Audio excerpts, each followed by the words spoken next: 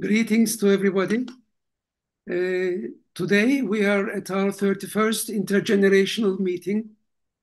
Our guest is Serpil Tuncer, and the topic is men's self-destruction as reflected in literature. I'm passing over to my dear colleague Ramin to moderate the discussion. Thank you all. Welcome. Thank you very much, Dr. Joshkun, and welcome to everyone who is tuning in. Welcome to those on our Zoom call, and welcome to those tuning in on YouTube as well. So today we have a rather interesting topic that I think most of us, at least the lesser experienced members of SEED, might not be very familiar with. And I'm very excited to introduce our speaker for today. So our speaker is Dr. Serpil Tuncer, who has actually graduated from Istanbul University in the political sciences faculty. She got her MA degree in the field of American culture and literature, and she did her PhD thesis on postmodern ethics. She has also lectured at Istanbul University and the American culture and department, post-American novel, American Gothic literature and translation studies. And she has a keen interest in the field of linguistics, sociolinguistics, psycholinguistics, and mainly eco-linguistics. So she has also published many scientific journals. She's been contributing to scientific conferences, and she has translated many English materials into Turkish. And she's also one of the first girl graduates of Darusafaka High School. Yes. Apologies if I'm not okay. Hopefully I got It's that right. okay. It's fine. It's fine, Ramin. Thank you. Yeah. And she's also the author of a book, Our Lively Past, Darusafaka, of which she actually contributed to the sound recording version of it as well on Storytel. So without further ado, let's hear more from Serpil Tuncer. All right. Thank you, Ramin, for your friendly introduction. Today, I'm going to talk about generally ecology and the ecological situation of the Earth. But how have I come to this point to make such a presentation? At the linguistics department of Istanbul University, I, for the first time, asked the department head to lecture about ecology and language. So the field where ecology and language met was ecolinguistics, which I suggested, and it was accepted. And I had a very different experience with my students. They were all so happy to make presentations by making their own explorations, and they always repeated this sentence to me. Now we are looking at the world in an entirely different way, in a radically different way. And one of them said, I am not going to throw any smoked cigarettes on the floor anymore. He said this to me. So this made me so happy. So ecology is language is a very different field than what I am going to talk today. Today I'm going to talk about the ecological threat that the Earth is confronting, and also how literature reflects all these tragic situations. So this is all I can say before I begin. Am I ready to begin? All right. Then I am going to share my PowerPoint presentation. if possible.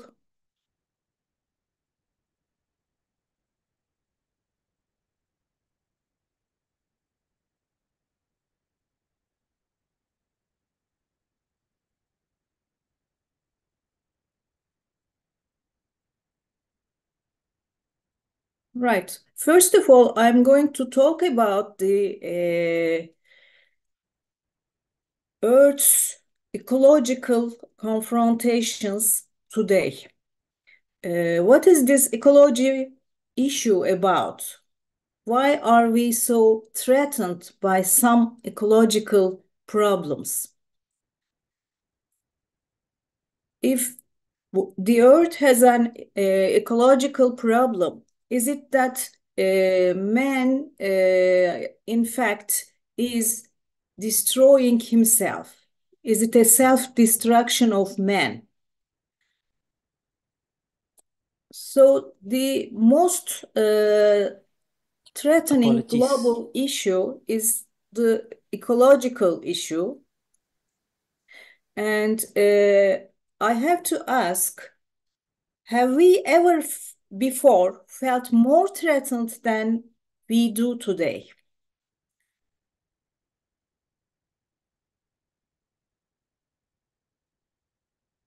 Nature has always forced man to protect himself against some natural disasters. You know, on one hand, there are the floods, there are the earthquakes, there are the landslides, and severe climatic conditions, which result in high loss of lives and property. And on the other hand, mankind confronts some great wars, which he himself causes, unfortunately. These are regional wars, unending wars, civil wars, as a result of ill-planned economies and mistreated technologies giving rise to displacement of people and also deforestation, which is a great problem, great issue before the ecological situation of the earth. And the emerging developments all together make up the environmental stress of today. And we see that human activity causes more harm than good. Why is man still unaware that his activity on this planet must preserve the earth, which is the single way of his existence? And why, as another great problem, why is man so proud of himself that he considers himself at the center of the biosphere? And when has this anthropocentric approach begun? So this is something about the relation between man and the nature. And since the Renaissance Enlightenment, since those values established by the Renaissance and Enlightenment, which were, reason, rationalism, order, and universalism, the scientific revolutions imposed all these to mankind in the 18th century. We see that man is at the center. Before the Enlightenment, the Middle Age thought was based on beliefs and faith. It was a different age. But the Enlightenment was an epoch of mind, reason, and order. And man was the central power and is still the central power, possessing superior mental qualifications and considering himself really powerful or powerful enough to run the universe. So this is a sort of human-centered elitism. Another great problem is climate warming, which today mankind has already been suffering from. In the year 2023, it was the hottest year on record, and the average global temperature was 1.46 degrees higher, and carbon dioxide levels had never been that high. It was a direct result of human activity again, mainly from the burning of fossil fuels for transportation, electricity generation, but also from cement manufacturing, deforestation, and also agriculture. There are the greenhouse gas emissions, which are covering our Earth, our planet, and they trap the sun's heat, leading to global warming. Scientists are constantly warning that the planet has crossed a series of tipping points that could have catastrophic consequences, such as advancing permafrost melt in Arctic North regions, the Greenland ice sheet melting at an unprecedented rate, accelerating sixth mass extinction, and also increasing deforestation in the Amazon rainforest, just to name a few perils among others.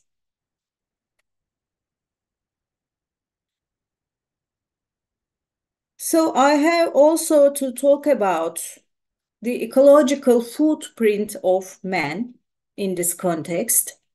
The ecological overshoot means that the annual demand on resources of our Earth is exceeding what our Earth can regenerate each year. This overshoot is an insufficiently addressed and underestimated threat to human well-being and also the health of the planet.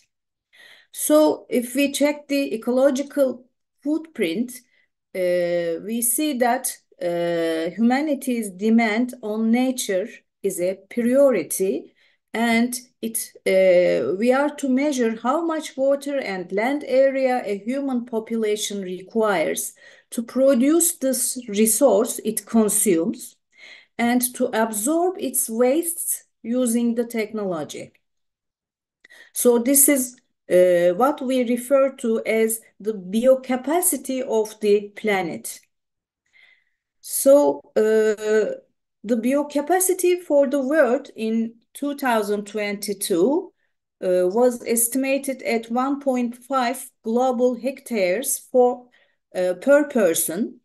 And humanity demands goods and services from nature that require 20.8 billion global hectares to renew them as of 2023. So this shows that is more than 12.2 billion global hectares of biologically productive area or biocapacity available on the planet. Humanity's ecological footprint is 2.7 global hectares per person, of which 60% is carbon footprint. So we see that the ecological footprint also includes the carbon footprint, which is harming the Earth's well-being. Of course, the greatest cause is the burning of fossil fuels, climate change-related events such as wildfires and prolonged pollen seasons further exacerbate the quality of air in the country too. Then water pollution, water shortage, wildfires, food waste, and plastic pollution are other perils already harming the ecosystem globally. The planet's conditions of today demonstrate that the future will bring great hazards which might end life on Earth. So we could ask at this point, is a sophisticated technology inevitably going to ruin ecology, Or can mankind exploit the technology to clean the biosphere and reconsolidate life conditions? So what sort of a social reconstruction is required by what ethical principles? These are important questions. What use is ecological thinking for humanity and life on Earth? So, to answer all of these questions, I can answer, or it can be answered with just one sentence. Ecological thought can present the greatest synthesis of thought experienced since the Enlightenment period. So we have to ask, the greatest motto of the Enlightenment, which was reason, has reason and rationalism been able to help solving humanity's problems?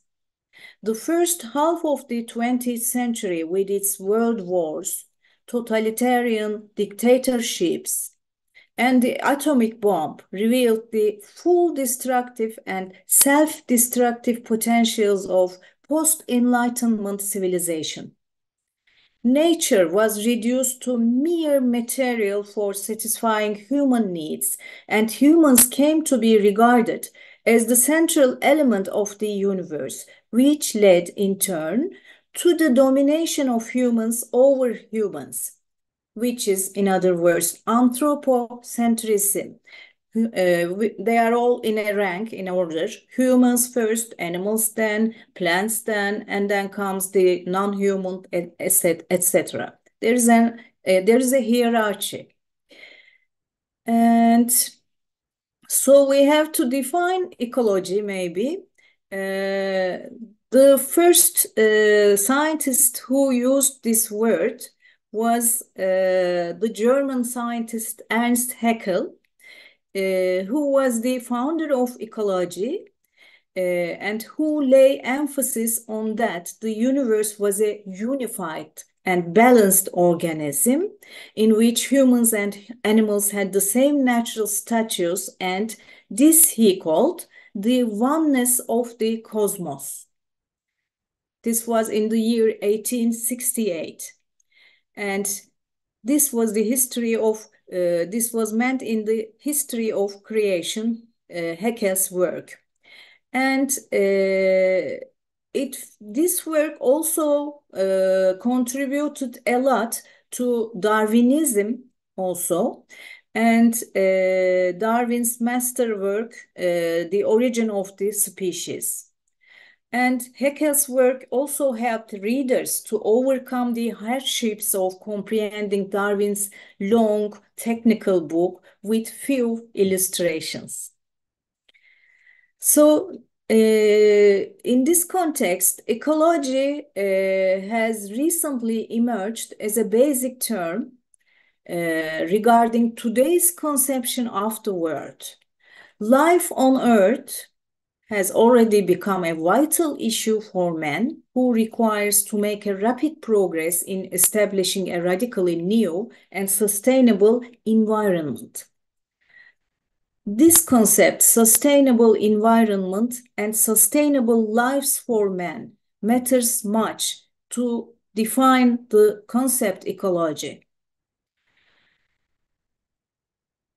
When we talk about ecology, if we go to the roots of the word, we see that it consists of two Greek words. One is oikos, which means whole, and the other is logos, which means science and mind. So it is the knowledge of our home, in a way. In ecology, we expect all living and non-living things to interact in a harmony so that life can be sustainable. Ecology explores the relationship between organisms, animals, plants, etc., and their environment.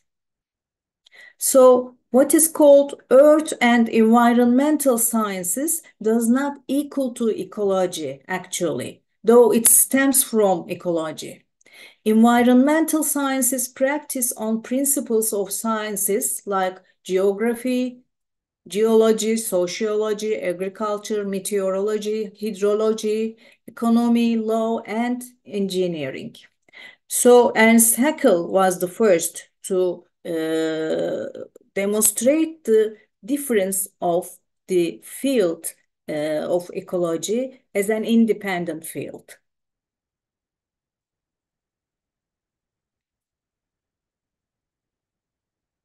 Here we have a small diagram just showing us in the environmental life, there are the organisms, populations, and communities in any environment. You see the picture of a forest, and there are the pine trees in this forest. Each pine tree is an organism, and all of the pine trees living in the area make the population of pine trees. All of the populations of different species in the area form a community. And ecosystem shows or consists of a community of living organisms plus their physical environment. The biosphere consists of all the ecosystems on Earth considered together. Now we have come to our central theme, which is eco-criticism. The topic of our presentation is man's self-destruction as reflected in literature. So, if we are trying to criticize life and man's confrontations with several severe issues, then we have to maybe interpret the fiction that man has created in an eco-critical way with a different eye again. This eco-criticism is also called cultural ecology. So there are the stories which man writes for himself, for others who want to know about man's situation. Those stories are not only for the well-known truth, but for creatively redesigning ethical issues by touching the conscience.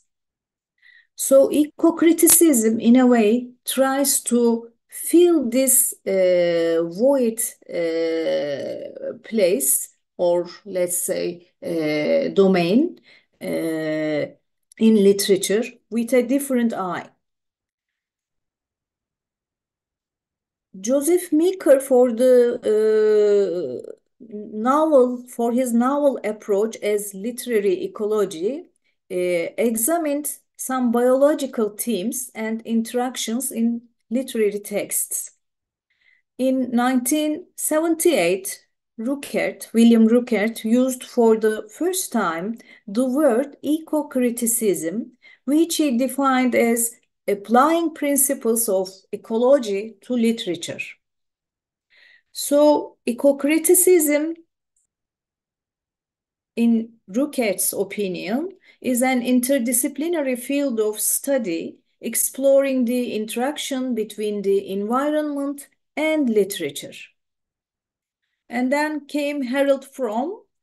He once in 1991 organized a special session in MLA conference with the topic eco-criticism, the greening of literary studies. Then Cheryl Glotfelty and Harold Fromm together published a work in 1996 titled The Eco-Criticism Reader.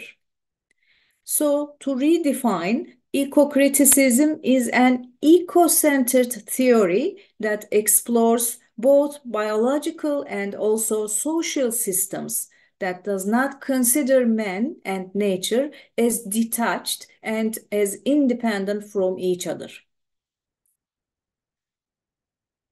One basic principle of, among others, eco-criticism is to analyze the relationship of all human and non-human communities without an anthropocentric view.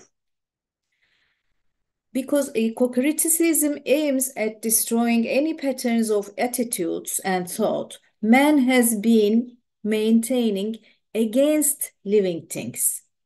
That's because eco-criticism ascribes an intrinsic value to nature. That's a sentence to be underlined because intrinsic values are different in the sense that the capitalist system suggests us as value.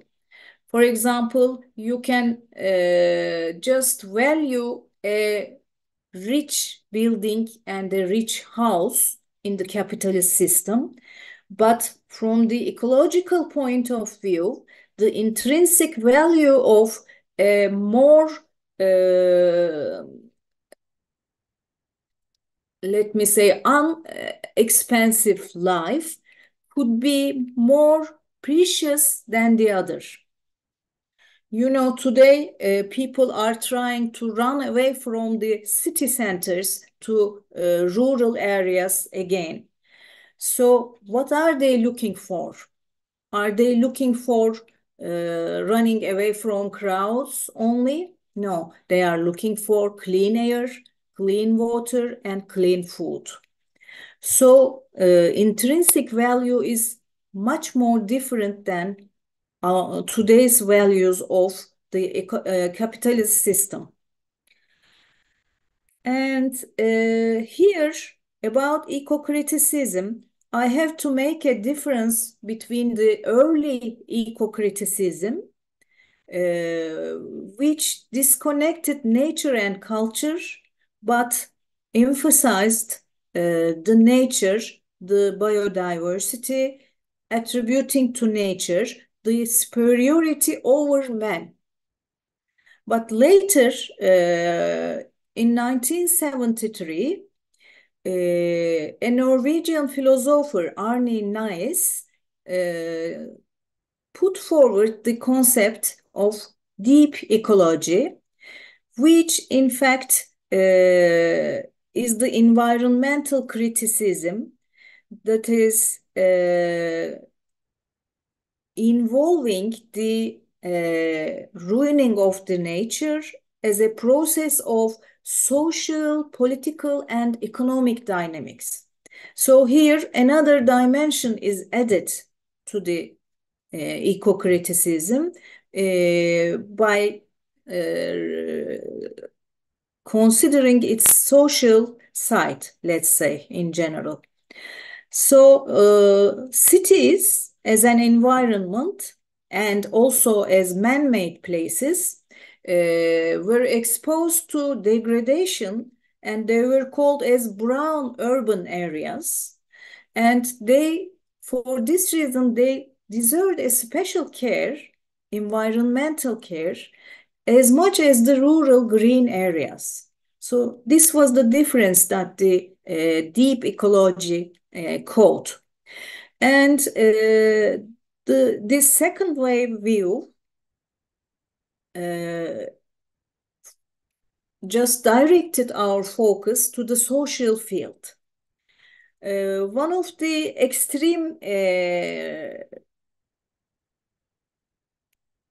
writers of this field is Murray Bookchin, who defines himself as an eco-anarchist.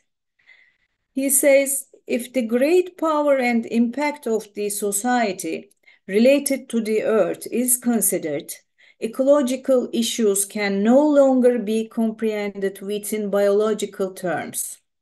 This view also results in regarding as unfair the accusation of the whole of mankind for ecological deterioration. Yeah, this is a natural result of this thought. Because people in underdeveloped regions or countries, the impoverished, the oppressed, women, the vulnerable ones, the children, do not deserve it, as they are in the first place exposed to the harms given to the earth.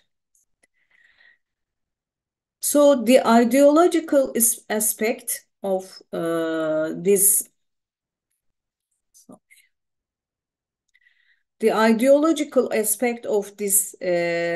deep ecology approach is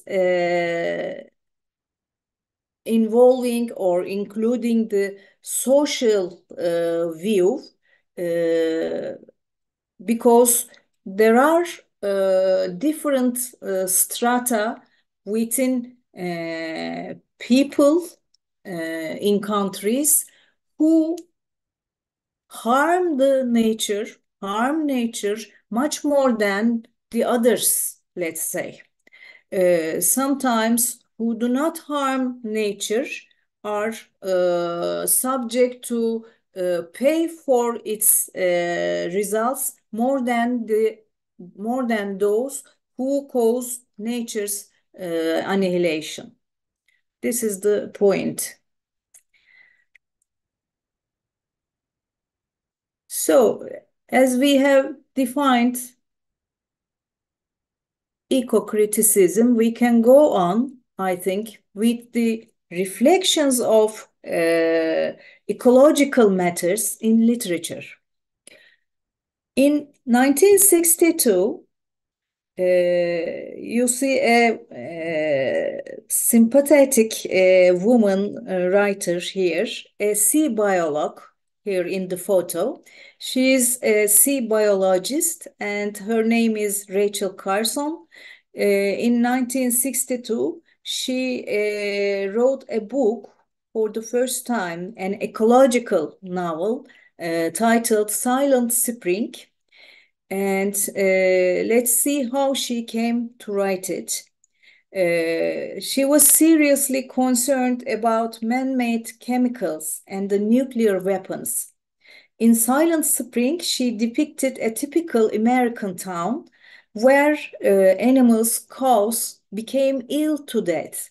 Species of birds, bees, and fish have become extinct, and there were no fruits on trees. No crops can be grown in fields and plantations. The reason is man's toxicating the environment by chemicals, as we still do today. A new type of pesticide called DDT was being used in plantations. The Swiss chemist Paul Müller discovered in 1939 that DDT could kill insects.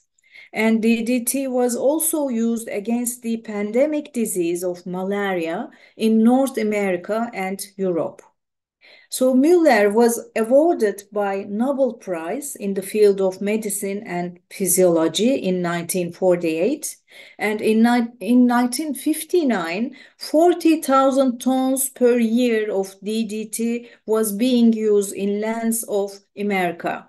Think how much is used today by all countries.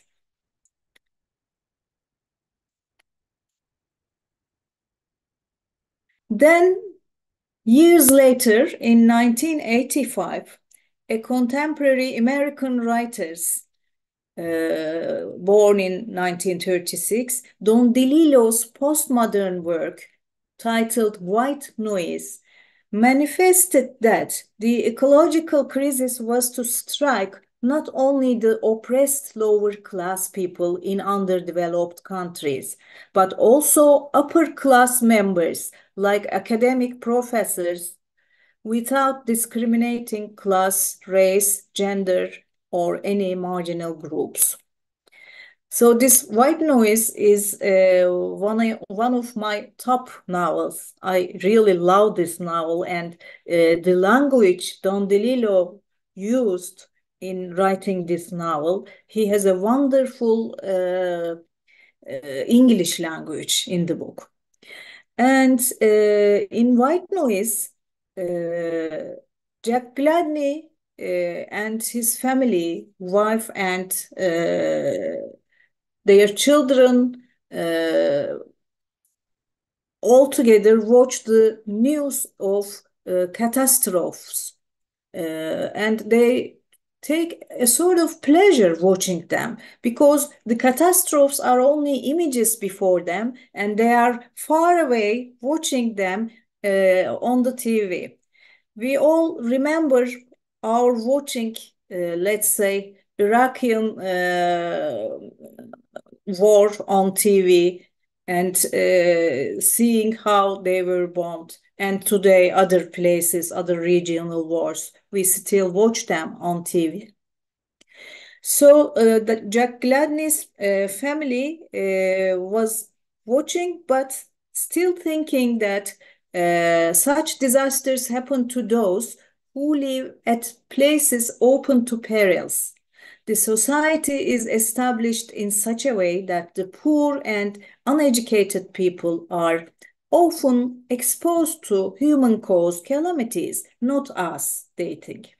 In the end, Jack Gladney finds himself and his family abandoning their home because of a toxic gas spreading all over the city, and soon he himself becomes infected.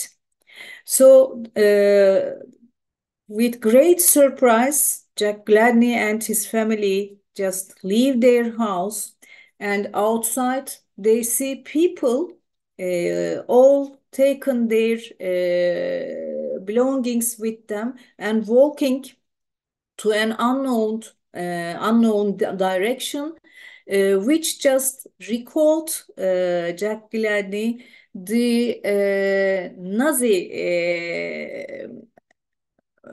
view when people were sent to Auschwitz all together with their last belongings and children, and they were going all to an unknown destination. So this was really an effective narration by Don DeLillo. Another great writer, D.H. Lawrence, the 20th century English author, who presented a sense of hope in the sense of nature's and life's inner beauty, and his writings urged readers to view life from a new perspective. Long before the modern ecological awareness, Lawrence preached a new and alternative approach to nature, and that is in opposition to the Western traditional view.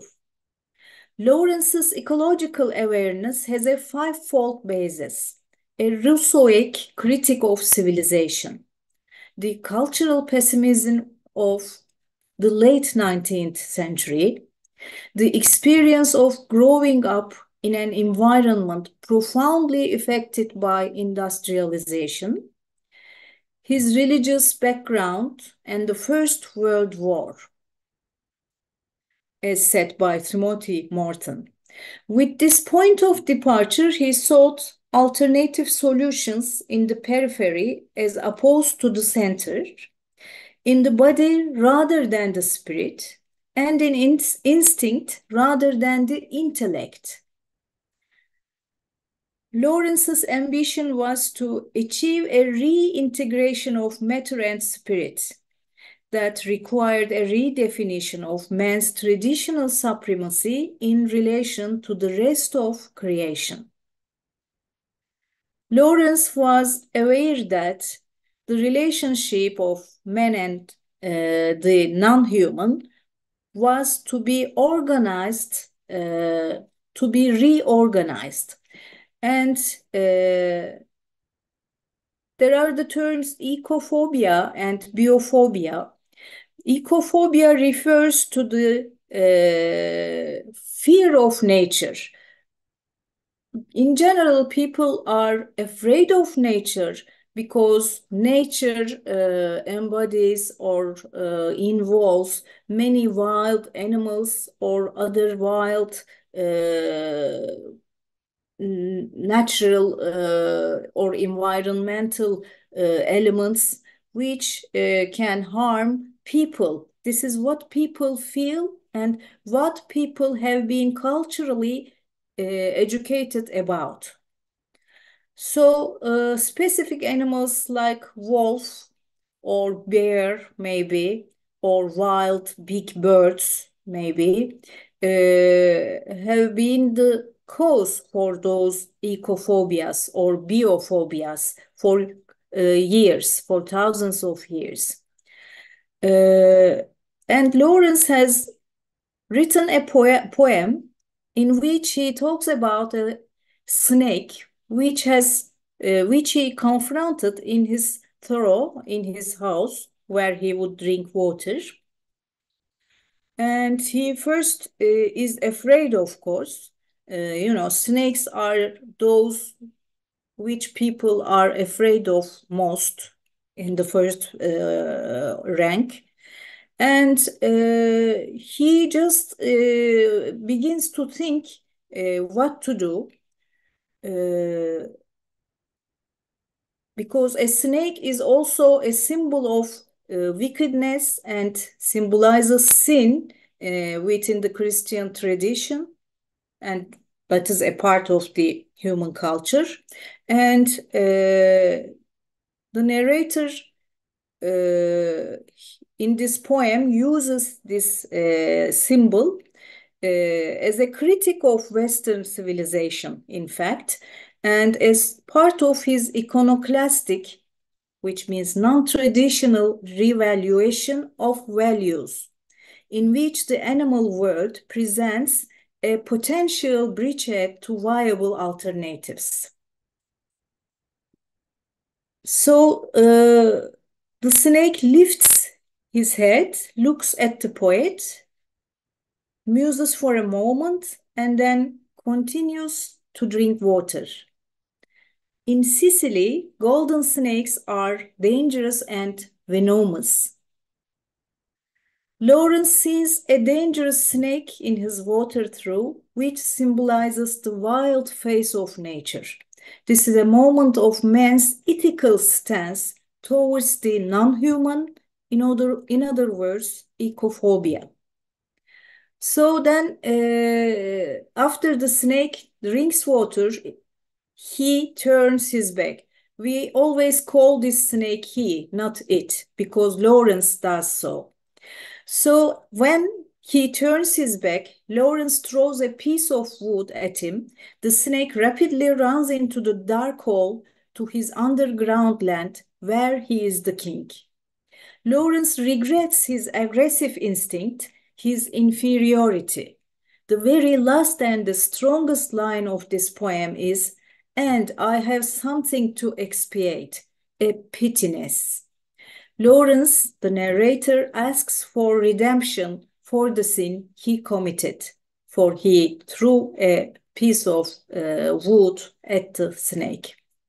Here we have, I'm not sure if you can see a part of this poem. I'm not going to read all of them, but he is so controversial. He's so confused about what to do with the snake. He says, "The voice of my education said to me, he must be killed because they are venomous. And voices in me said, if you were a man, you would take a stick and break him now, finish him off. But must I confess how I liked him? How glad I was he had come like a guest in quiet to drink at my water trough and depart peaceful, pacified, and thankless into the burning bowels of this earth."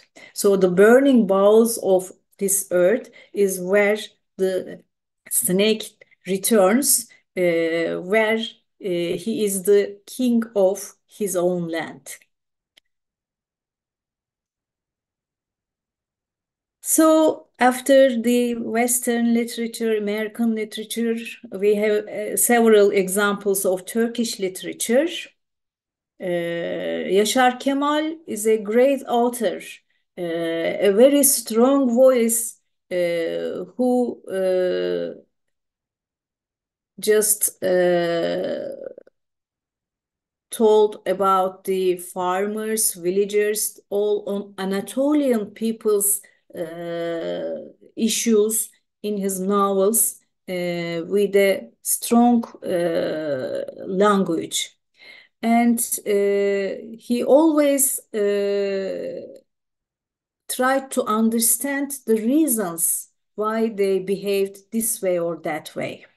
So he talks about forest fires in his book titled Seas Dried Out. There are forest fires all over the world today. And Yaşar Kemal talks about the trees which are burned in this way. When the forest dies out, the land is carried away. The richness, the fertility of the country is let slip by. If there are not enough number of trees, floods cause gravels to be swept to lakes and rivers, hindering and drying up the water flow. So Kemal explains the reasons of forest fires as such. Those forests around plantations are natural habitats of many pigs, which farmers cannot stop. Pigs eat the field crops. Instead, farmers burn the forest. After the fire, very tall grass covers the burned surface, and the sheep and goats are seriously harmed if they eat the grass. Also, there are ticks sticking to goats, and again, villagers burn the forest to save the land from ticks. Sometimes disputes between villagers and forest clerks cause them to burn the forest. Furthermore, when two farmers are rivals, one would burn his neighbor's field, which is next to the forest, so that his neighbor would be sued and punished by the official forest management. Kemal also expresses the dried out tree displays the sorrow of a solitary child corpse. After a forest is put to fire and burned entirely, farmers drone trees in the forest. This droning trees aims at obtaining a special desert, which in Turkish is called yalabuk originally. And this comes from the inside part of the tree. Farmers like this dessert and they believe that it cures some diseases like tuberculosis. This is the extension of the anthropocentric view that any living thing in nature is precious only if it is for maintaining man's priority of existence. Alternatively, deep ecology suggests that all living and non-living things bear an intrinsic value, notwithstanding the benefit they provide for man. Now, this is another insight, another explanation for the important concept, intrinsic value. All these facts prove that people in fact, cause 90% of the forest fires. And there is a dilemma for farmers. Either they will save their goats and or else they will be subject to poverty and hunger. So taking the risk of prison sentence, they burn forests. Together with the forests, actuator of living things, what we call all living things which interact with the environment, are also, of course, burned and destructed. Another important author, Halikarnas Fisher, Cevat Şakir Kabaağaç. He was one of the first authors, I guess, who even when the term ecology was not expressed or no one heard about it, he was writing man's relation to nature in a different way, again, like the previous authors I have mentioned. According to Kabaağaç, nature is a phenomenon related to man's attributing a meaning to her humanly state and discovering his or her roots within the process of pursuing self-identity. Kabaağaç presented for men a novel inspiration of comprehending nature, man and nature as equally valued parts of nature, though the term ecology was not included in literature at all. So, in the author's story, short story, we welcome Grandpa Selim. Man's responsibility of rendering nature sustainable has been emphasized in a striking way. The story is based on the friendly relation of a seagull and an old fisherman. And at times, when this fisherman is sitting at the seashore, he hears a voice like na na na, and he sees the seagull approaching to him. The seagull comes and just sits on his shoulder because there's a great friendship between the two. Recently, I watched on TV the real image of this. There was a fisherman on his boat, and the TV showed that a seagull came and rested on his shoulder. So these things happen. In Izmir, where I was talking about this subject in a conference, some man just stood up and said, "There can be no relation between a seagull and a man," he said to me. And I said that between all living things and man, there can be relations. There can be relationships between plants and you, between animals and you, even ants and you, bees and you. Then he said, "No, I don't think so." So people are not ready to accept this. This seagull unfortunately died in a struggle in the air with a big bird. And it was wildly killed. It was a hawk bigger than it. And then when it died, its eggs were left to the fishermen. And in an island, the fishermen tried to warm the eggs for a time so that they matured, and then baby seagulls came out of those eggs. But then the problem was that they didn't know to fly.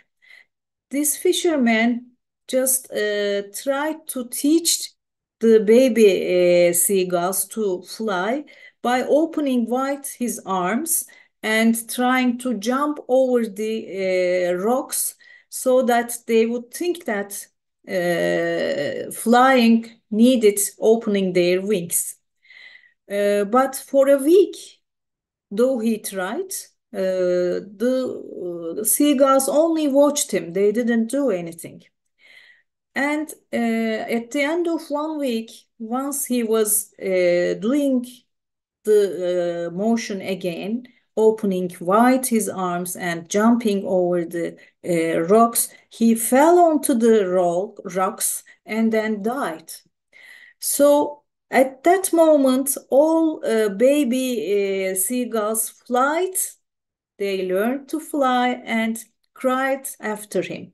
This is the short story. And after him, of course, he was shown as the other by the other fishermen. They talked among themselves, saying that he was a gnat, he was talking with birds or seagulls, etc. So, another short story about the Aegean nature. It's called Aegean Fury. There is a rather evil character called Snapper Mahmud. This Snapper Mahmud is a fisher again, and he is so selfish. He thinks that in this world, anything is for his own comfort, and anything should appeal to his own good, to his own right. And he was the freeholder of all. In turn, he wouldn't help anyone, of course. So it was a one-sided relation, his and he and the world, he and the earth. He sometimes wondered why all those silly people were not aware of his existence and importance in life. If they did, they would always be ready to act in the required way for him. One day he was sailing by his small boat for fishing. A few dolphins jumped over his boat, and this made him furious because they could cause the boat to sink. Then he reached with his boat to an island where all insects, centipedes, snakes, spiders enhanced his fury. In a cave, he met the gloomy, friendly, and velvet black eyes of a seal, which had just given birth to her baby. He vents his anger totally on the seal, beginning to hit her by a stick.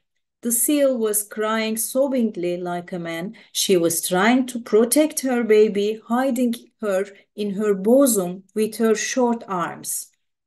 Her udders and her baby were getting wet with tears. She opened her bleeding mouth as she was exposed to strikes of the stick. She begged, and Snapper Mahmud was breaking her teeth in her open mouth. An insobriety of murder covered his eyes.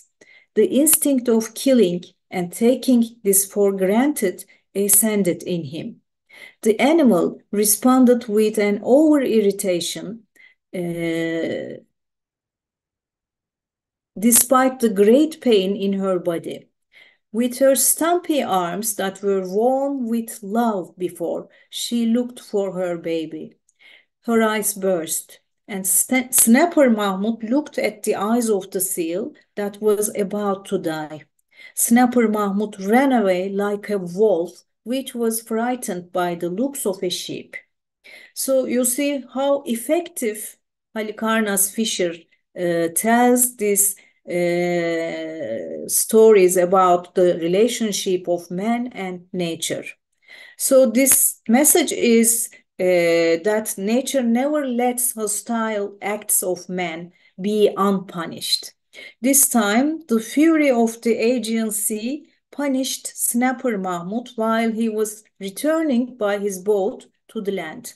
A wild storm caused giant waves which destroyed his boat and hit him unrelentlessly, striking him on the rocks. So the rocks distracted his face, his teeth into tiny pieces. So here Carl Günther Jung, the psychologist, refers to the sea as the symbol of mother, love, and lover. So it is absolutely clear that the greatest evil against a mother is to kill her baby. This evil is peculiar to, unfortunately, men. So Snapper Mahmuds are still existing among us. We see dogs or cats just tortured around. So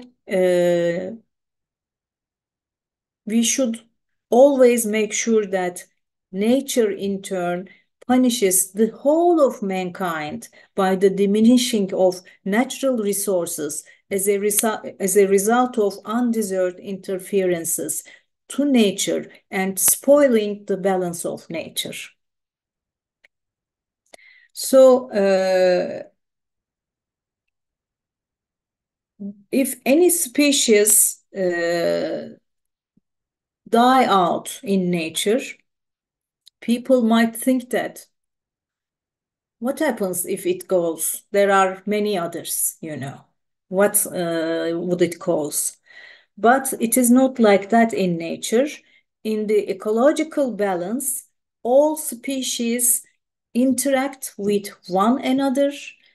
All species are needed to survive in order to render the natural harmony. So it is the same also in the field of language. There is an other field called language ecology, and world languages are to be preserved by linguists in this field. And there are, of course, some languages dying out. And my students always ask me, what happens if one dies, teacher? What is the disadvantage of losing one culture and one language?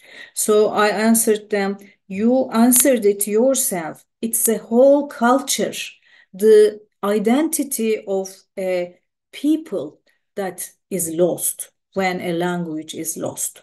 So when a species is lost in nature, then it is the ecological balance altogether shaken. I guess here I am at the end of my speech. I can get questions if you have any. Thank you for listening to me. Thank you very much, Serpil. That's a very comprehensive presentation that you had over there. And now I guess we all have a better insight into eco-criticism. If you don't mind, I do actually have a couple of questions. Yes, of And course, please. I'm sure Dr. Choshkun would have some questions as well. But Okay. first of all, I would actually like to know, in your experience, how does the field of Excuse me. Could you stop eco-criticism? sharing, Serpil? Sorry? Could you stop sharing? Okay, okay. Right. Excuse me, Rami. Excuse me. Yeah, it's okay. Uh, yeah. So as I was saying, how would the field of eco-criticism uh, contribute to our understanding of the psychological impacts of Mhm. climate change and environmental instability in your experience? Mm-hmm. This is rather to be answered from the field of linguistics, I guess, because linguistically, there is a theory that the words, the metaphors, which the language includes, covers, uh, might directly make people think and act this way or that way.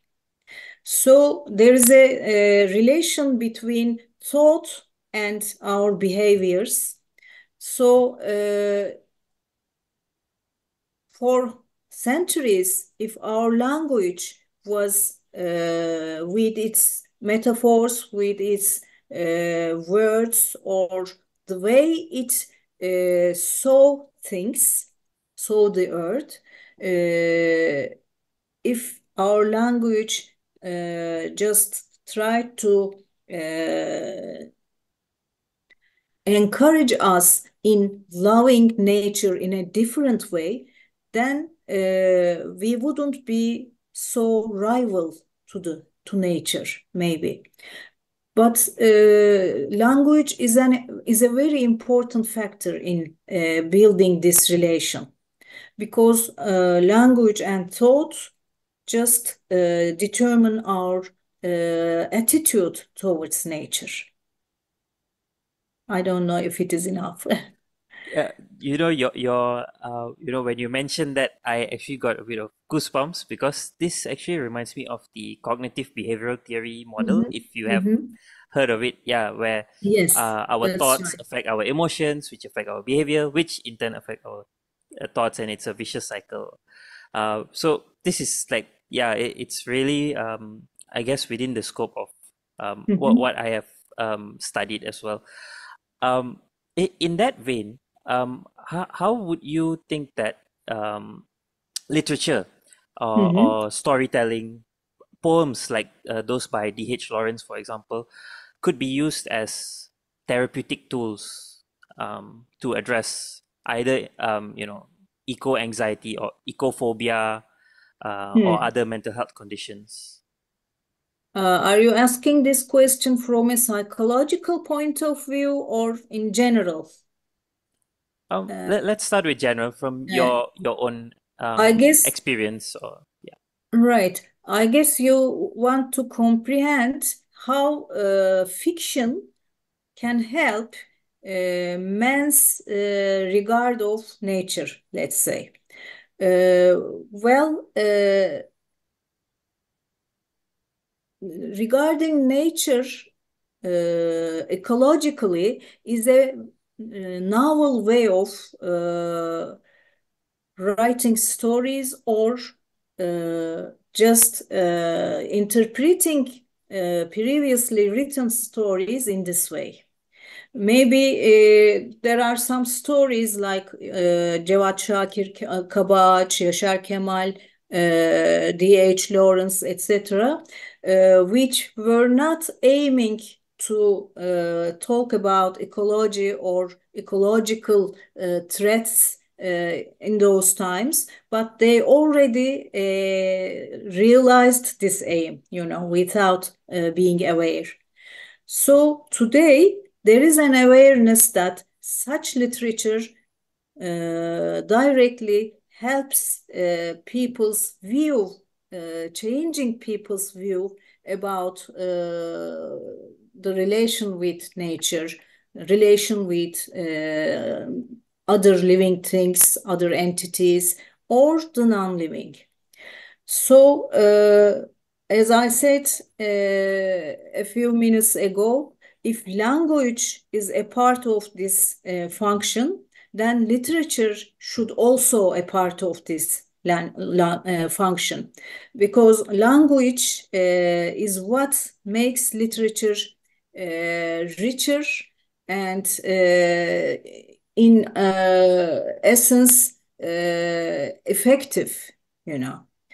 So I do not actually see language and literature as two separate functional fields. They have very common specific features in order to affect man's attitude towards this planet, let's say. Thank you very much. Okay. That's very insightful. Dr. Choshkun, would you have any thoughts or questions? Thank you. I could only thank Serpil for her introducing those new concepts. Maybe we were not aware of the details, but that's what we are living through. And I was a bit frightened uh, about all the details, all the figures, what is going to happen for our future, not only for our future, but our Mhm, children's and the other generations. I hope this awareness can be raised up. Uh, mhm, through different ways, including writings or other tools. But what they can be, I don't know. But That's thank right. you. Thank you. And I want to add that, the postmodern approach just shows the points where capitalist system cannot anymore go further. Postmodern approach is so successful in doing this, but it does not easily show us any alternatives. Today, eco-criticism or the ecological view is really the strongest view since the Enlightenment. We can underline this.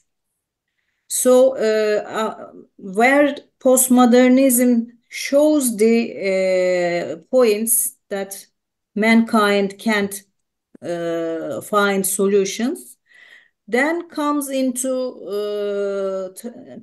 turn the eco-critical view or ecological view and thought to show mankind a new way to try. So this is why it is important.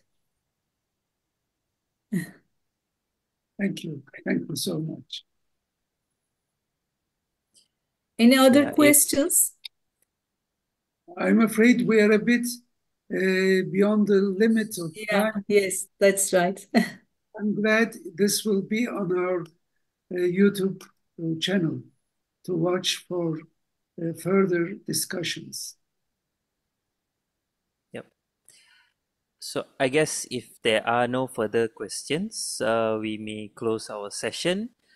Some key takeaway points, I guess, that we could discuss in future meetings or at another time would be, well, we have to realize that there are many things that humans are doing to the environment that's putting it at danger.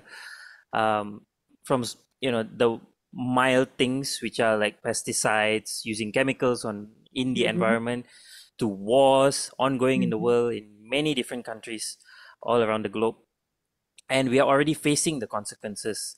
And even the consequences can range from mild, like where I am, I'm experiencing additional heat.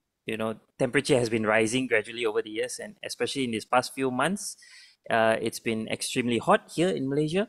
mhm, But there are also extreme examples where there are floods, there are earthquakes happening. For example, which happened in Turkey. mhm, So I guess we have to be aware of this, and hopefully in a future meeting we can discuss some of the ways where we mhm, can adapt and make a difference towards these consequences that have already occurred, and how we can reduce our impact, our negative impact towards the environment. mhm. Yeah, So that's right, Ramin. Especially how mankind can use technology in the favor of solving all these problems, but not in the favor of making wars. Okay, yes, that's the problem, the basic yep, problem of mankind, of course. yep. Thank you for All your introductions. All right. So I guess that will be all for this meeting. Thank you very much to Serpil Tunsir. Thank you to Dr. Choshkun for organizing, putting this all together. And thank you for all of those who might be tuning in on YouTube. Uh, we'll see you at our next intergenerational meeting. Thank you very much, Ramin. It was so nice to meet you in this meeting. It was And great to meet you I too. thank you. And I also thank Bülent Coşkun and others who joined this meeting. Thank you.